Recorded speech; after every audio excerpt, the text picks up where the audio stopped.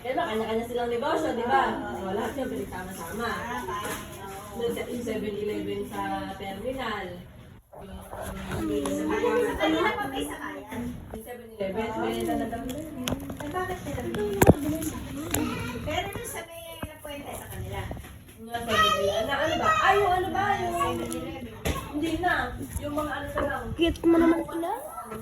Pero yung franchise. Wala kang taba sa mukha. Ako meron. Mga lupa nila. Nakatawa, ano? Nakakabili nga ng bag to Jay. Oo! Diba? Nakapagod ko na. 100,000 na. Uy, pusa! Chanel Black. Yung magamit, tapos nagtabi sila.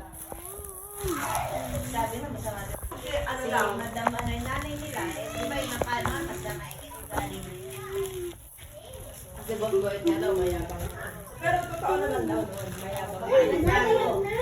Pero yabang, oo, mayabang daw talaga. Alam naman daw ni Boss Boy, ito ba yan? Pero malayo na nga daw, kahit yung mga anak naman, sinasabi, malayo